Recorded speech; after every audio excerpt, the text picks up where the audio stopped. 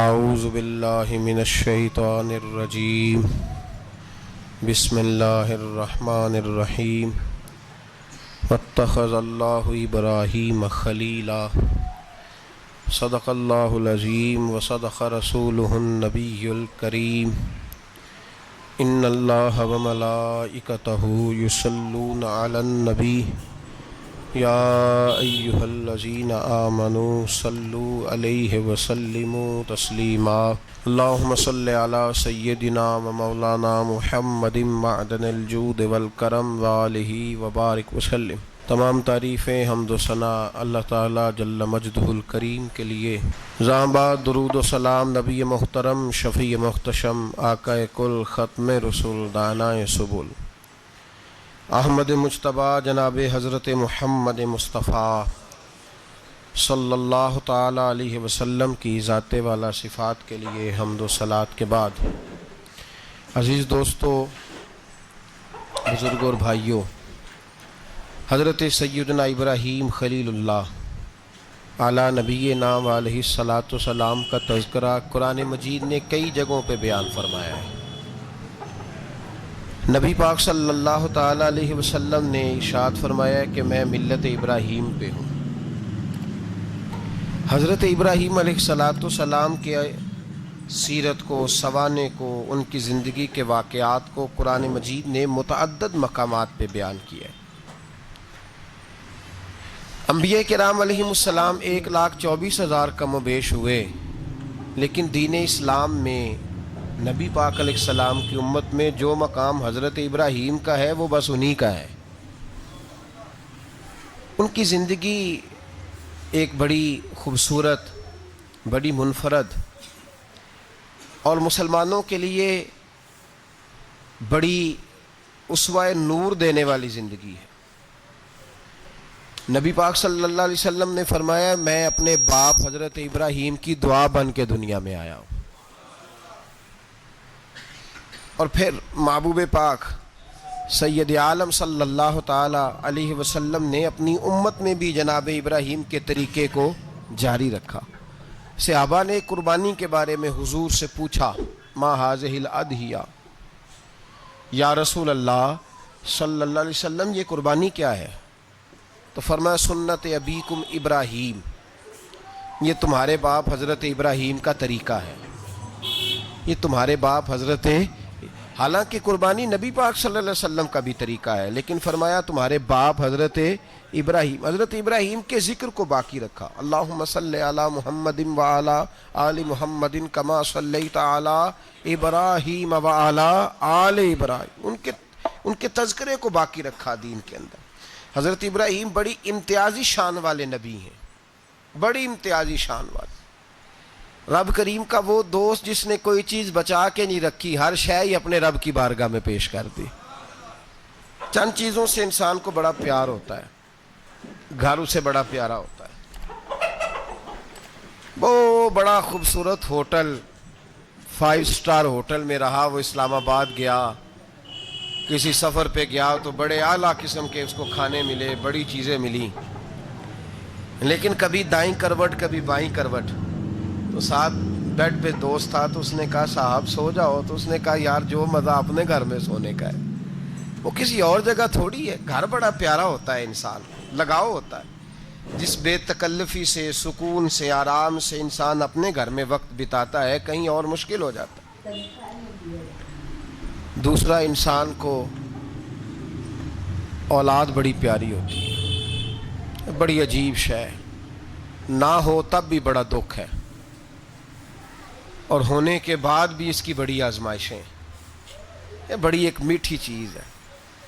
اولاد ایک بڑا عجیب سا میوہ ہے، پتہ نہیں یہ کس انجیکشن کا نام ہے کہ چھاتی پر چڑھ جائے تو اللہ سکون عطا فرما دیتا ہے، پتہ نہیں کس ٹھنڈی دولت کا نام رب کریم نے اولاد رکھا ہے، بڑی پیاری ہوتی ہے اولاد۔ پھر تیسری چیز انسان کی اپنی جان ہے،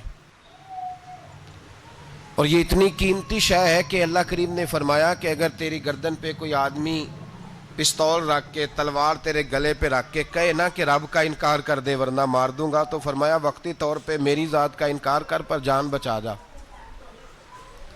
اگر تو مرنے کے قریب ہو گیا ہے اور حرام شے کھائے بغیر تو بچ نہیں سکتا، مر جائے گا، تو فرمایا چل تو اس طرح کر، حرام کھا کے جان بچا، پر جان بچانا فرض ہے، ضروری ہے۔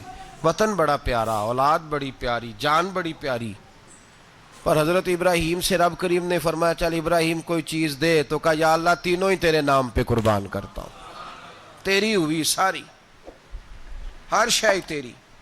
حضرت ابراہیم نے دین کے لیے، آپ شہر بابل کے قریب پیدا ہوئے تھے، وہاں سے مصر آئے، مصر سے فلسطین آئے، اور فلسطین سے آ کر کے کعبہ آباد فرمایا۔ زندگی سفروں میں گزری، سفر ایک تکلیف والی چیز ہے، پر حضرت ابراہیم نے وطن چھوڑ دیا، گھر چھوڑ دیا۔ جان بڑی عزیز ہوتی ہے اصل میں نا، جب انسان جد و جہد کرتا ہے نا دین کے لیے، تو اس کے رستے میں بڑی چیزیں آتی ہیں، کبھی اولاد، کبھی گھر، کبھی باہر، کبھی حکومتیں، کبھی سیاستیں، کبھی چدراہٹیں، اس کے رستے میں بڑا کچھ آتا ہے اور اسے ہر چیز کو فیس کرنا پڑتا ہے۔ گھر کے اندر بھی جنگ ہوتی ہے اور گھر کے باہر بھی لڑائی ہوتی ہے، یہ آسان ہے ہی نہیں۔ ہم تو خیر ہتھیار چھوڑ کے پھینکنے والے لوگ ہیں، ہم بھولے بھالے لوگ ہیں، ہم کہتے ہیں میں نے تو کہا تھا مہندی نہ کرو، پر بیٹے نہیں مانے، بھولے جو ہوئے۔ اسی طرح حالانکہ اگر وہ بیٹا کہے نا کہ ابا جی لاؤ زندگی میں سارا کچھ میرے نام کرو، تو پھر ہم بھولے نہیں ہوتے، اور اس وقت ہم تیز ہوتے ہیں، کہتے ہیں یہ کیسے ہو سکتا ہے، ہاتھ کاٹ کے دے دوں۔ اس وقت نہیں، دین کے معاملے میں بھولے ہوتے ہیں۔ بیٹا بد مذہب کے پاس جا رہا ہے تو اس وقت ہم بھولے بھالے ہیں، کوئی عرض نہیں، لیکن اگر وہ اپنی پسند کی شادی کرے ہمیں کراس کر کے، پھر ساتھ ہی ہم تیز ہو جاتے ہیں۔ تو حضرت ابراہیم نے جب دین کے لیے نکلے تو جد و جہد کی، گھر کے اندر بھی گھر کے باہر بھی۔ آپ کے والد کا نام طارق ہے، وہ توحید پرست تھے، ایماندار تھے، پرہیزگار تھے۔ آپ کے چچا کا نام آزر ہے، وہ بت پرست تھے، بت بیچا کرتے تھے۔ حضرت سیدنا ابراہیم علیہ السلام جب میدان عمل میں نکلے تو حضرت ابراہیم علیہ السلام نے اپنے گھر سے جہاد شروع کیا، لڑنا پڑا۔ گھر کے اصولوں سے، چچا نے جو رواج بنائے ہوئے تھے اس رواج سے ٹکرائے۔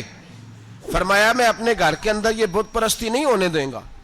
چچا کو ایک دفعہ نہیں، بار بار 100 دفعہ سمجھایا۔ آپ کا چچا بت بنا کے بیچا کرتا تھا۔ حضرت ابراہیم علیہ السلام تھوڑے بڑے ہوئے تو کہنے لگا کہ چلو میرے ساتھ، تم بھی بت بیچنے ہیں، ہمارا کاروبار ہے۔ حضرت ابراہیم ساتھ نکلے تو بت پکڑا ہے، گندے پانی کے اندر اس بت کو ڈبوتے ہیں، کہتے ہیں کسی نے خریدنا ہے تو خرید لو، نہ یہ نفع دے سکتا ہے نہ نقصان دے سکتا ہے، جو اپنا آپ نہیں بچا سکتا تمہیں کیا بچائے گا، خریدنا ہے تو خرید لو۔ چچا کہنے لگا تو کاروبار چمکا رہا ہے کہ تباہ کر رہا ہے۔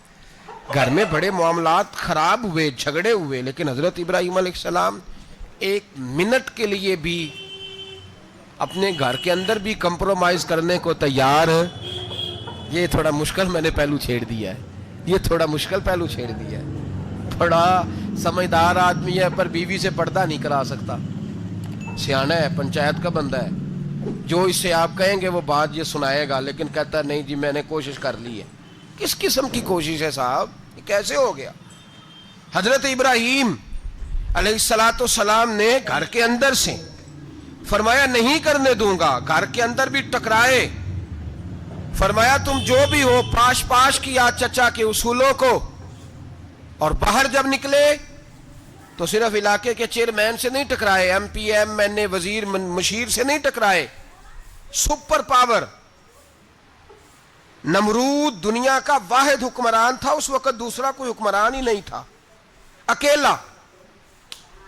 اکیلے حکمران سے جا کر ٹکرائے، کوئی ساتھ فوج نہیں تھی، کوئی ساتھ ان کے طاقت بظاہر دنیا داری کی کوئی نہیں تھی، پر حضرت ابراہیم جا کے ٹکرائے، اور میرے رسول پاک صلی اللہ علیہ وسلم نے سند بیان کی، فرمایا افضل الجہاد کلمۃ الحق عند سلطان الجابر، فرمایا سب سے افضل جہاد یہ ہے کہ تو ظالم بادشاہ کے سامنے کھڑے ہو کے حق بات بیان کر دے، یہ سب سے بڑا جہاد ہے، یہ سب سے افضل الجہاد کلمۃ الحق عند سلطان الجابر، سب سے بڑا جہاد۔ حضرت ابراہیم کھڑے ہو گئے، سپر پاور سے ٹکرائے۔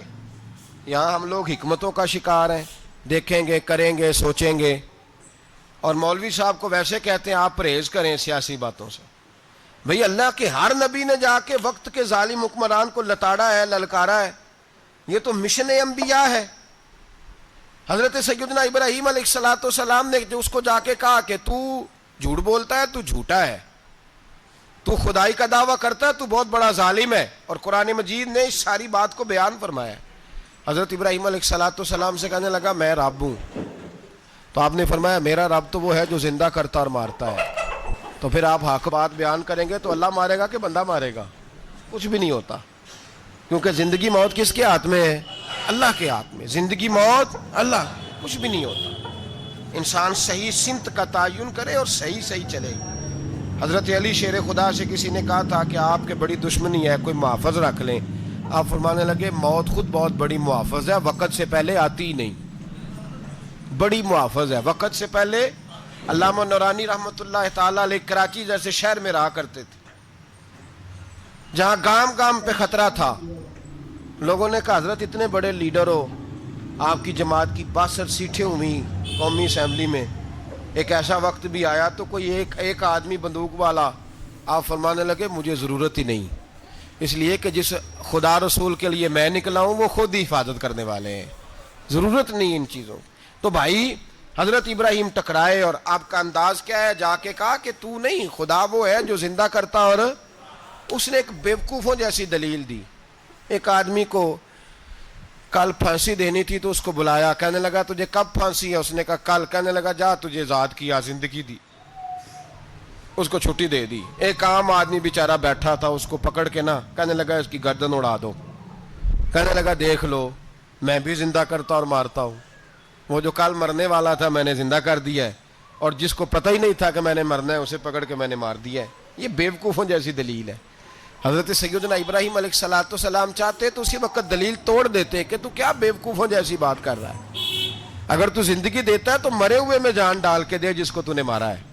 لیکن حضرت ابراہیم نے دیکھا کہ بیوقوف ہے, بیوقوفوں سے بحث نہیں ہوتی, دلیل بدل لی جاتی ہے, ان کی عقل کے مطابق بات کی جاتی ہے. حضرت ابراہیم فرمانے لگے میرا رب وہ ہے جو سورج مشرق سے نکالتا ہے اور مغرب میں غروب کرتا ہے. تو اگر رب ہے تو تو مغرب سے نکال کے مشرق میں غروب کر. فبہت الذی کفر, کافر لاجواب ہو گیا, اس کے پاس اس چیز کا کوئی جواب نہیں تھا. علامہ اسماعیل حقی نے خوبصورت فقرہ لکھا ہے, خوبصورت جان ڈال دی ایک جملہ کہہ کے.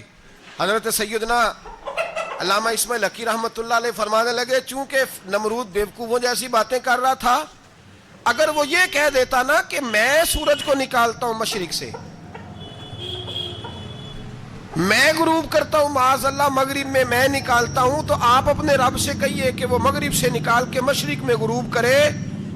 علامہ اسماعیل حقی فرماتے ہیں رب کریم کی آواز قدرت تھی, مالک حضرت ابراہیم علیہ السلام کے اس, اگر وہ کہہ دیتا اور حضرت ابراہیم دعا کر دیتے تو رب کریم نے فرشتوں کو تیار بٹھایا ہوا تھا.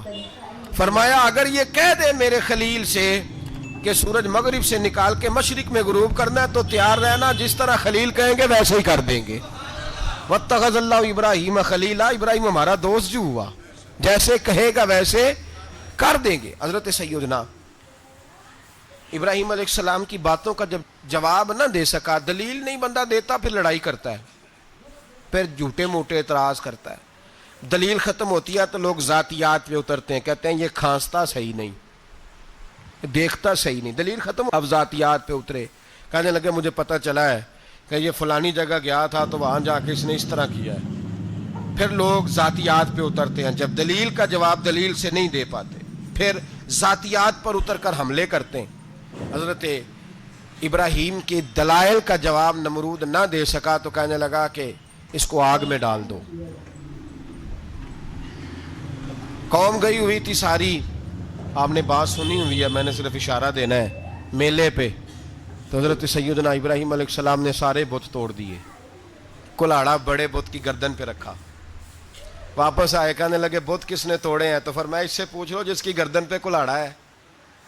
کہنے لگے یہ تو بول ہی نہیں سکتا. تو فرمانے لگے بڑے بیوقوف ہو, جو بولتا ہی نہیں, سنتا ہی نہیں, اپنا آپ نہیں بچا سکتا, اس کی پوجا کرتے ہو. کہنے لگے پکڑو, دلیلیں ختم ہو گئی, اس کو آگ میں ڈالو. بہت بڑی حویلی